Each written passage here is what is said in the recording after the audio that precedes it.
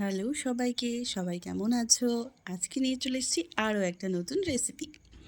তো চলো বকবক না করে রেসিপিটা দেখি।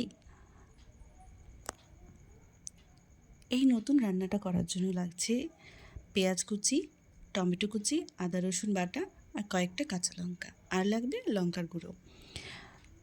রান্নাটার জন্য কোনো মশলাই সেরকম লাগবে না, আর চটজলদি হয়েও যাবে। আর বৃষ্টির ওয়েদারে এটা খেতে খুবই সুন্দর লাগবে।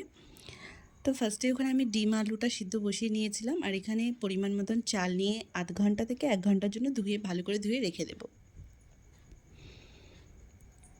ডিম আলুটা সেদ্ধ হয়ে যাওয়ার পর এটাকে লবণ হলুদ মাখিয়ে আমি ভেজে নেব। আর এগুলো নর্মাল ব্যাপার, ডিম আলু সেদ্ধ করা, এগুলো জাস্ট দেখাতে হয় তাই দেখানো। আর হলো, আমি যে রান্নাগুলো করি তোমাদের কেমন লাগে অবশ্যই কমেন্টে জানিও।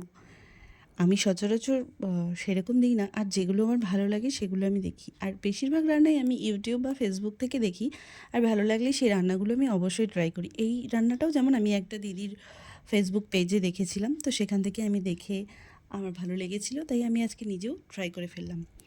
তো এখানে ডিম আলুটা ভাজা হয়ে যাওয়ার পর আমি কড়াইতে কিছুটা তেল দিয়ে পেঁয়াজ কুচিগুলো একদম সুন্দর করে ভেজে নেব। পেঁয়াজগুলো যেহেতু একটু সুন্দর করে চিকন চিকন করে কাটা ছিল, তার জন্য তাড়াতাড়ি হয়েও যাবে ভাজাটা। পেঁয়াজটা এরকম ভাজা হয়ে গেলে আমি এখানে আদা রসুন পেস্টটা দিয়ে দেব, দিয়ে একটু ভেজে নেব।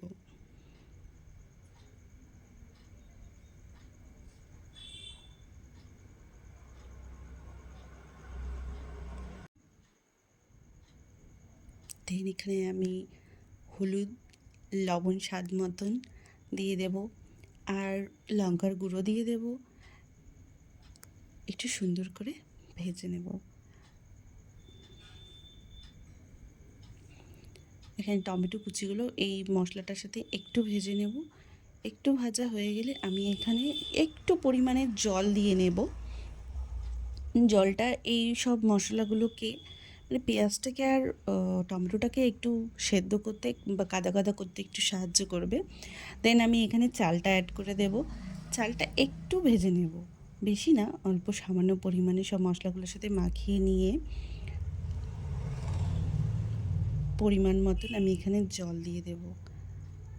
চাল অনুযায়ী জলটা দেবে, যে চালটা কেমন সিদ্ধ হয় না হয় সেরকমভাবে দিতে হবে। জল বেশি হয়ে গেলেও ভালো লাগবে না, আবার কম হয়ে গেলেও ভালো লাগবে না এটা খেতে। একটু জলটা যখন একটু শুকিয়ে যাবে তখন আমি এখানে ঘি দিয়ে দেবো, দিয়ে কাঁচা লঙ্কাগুলো দিয়ে ডিম আলু সেদ্ধ করে যে ভাজা ছিল সেটাও আমি দিয়ে একটু শুকিয়ে যাওয়া পর্যন্ত, জলটা একদম শুকিয়ে যাওয়া পর্যন্ত আমি নেড়ে নেব। তো এখানে প্রায় আমার রেডি হয়ে গেছে।